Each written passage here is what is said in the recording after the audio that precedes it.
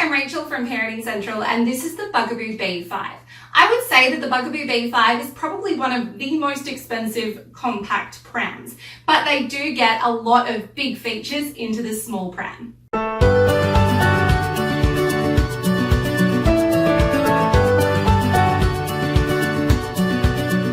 So the Bugaboo B5 has some incredibly cool features that I love. It has a fully reclinable seat, so it is suitable for newborns. You don't need to get any extra attachments, though you can get a bassinet that is sold separately, but that is entirely optional. It's also that one-handed recline. As you can see, you just give it a squeeze and lift it up, and there you go. So I do love a one-handed recline. And also it has a very upright seat. So I do love a very upright seat as well. I think that some babies get a little bit frustrated once they can sit independently if they're being pulled back onto a semi-recline. So I love that it has that upright seat, but you can also find, there's a few positions in between for you to find out what's right for your child.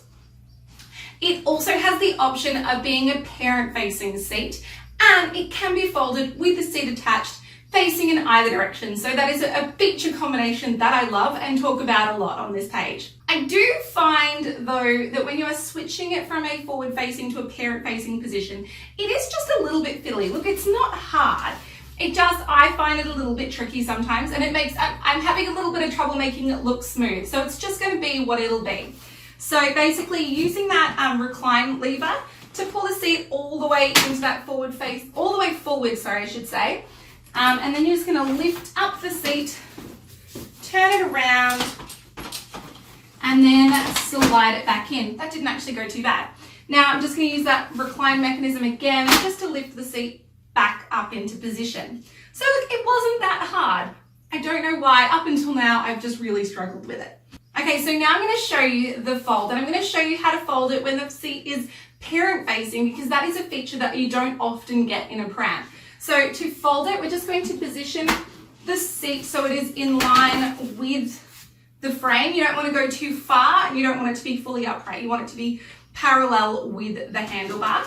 You can also lower that handlebar down into the lowest position. To probably point out at this point, it's obviously a telescopic handlebar. So we're going to position it into that lowest position just so we get the most compact fold. Now, lastly, all I'm going to do, there are these black buttons here and a little lever there. I'm just going to pull up, and it folds down really neatly. There is an automatic lock as well, though I find when you pick it up, it does kind of swish around a bit. It can also theoretically tow it around, which is pretty cool. So then to open it back up, just reversing the process by squeezing on the black buttons, lifting up on the handle. At this point, I need to use a little bit of muscle. I get my foot in onto the base of the frame and then kick it out all the way until you hear a click. So it does require a little bit of force to get it going. Then we're just going to reposition the backrest. Okay, so speaking of the backrest, it is actually a surprisingly tall seat, and that's because it is adjustable. There is a little handle here at the back that you just pull up on, just squeeze up and lift, and now we've extended the height of the backrest. You've even repositioned the shoulder straps and also extended the height of the hood. So the total height in the seat is 56 centimeters from the base to the top of this backrest, and then also 63 centimeters to the top of the hood, which is a really tall pram. It is also about 31 centimeters at the base, so it's a reasonably average size width.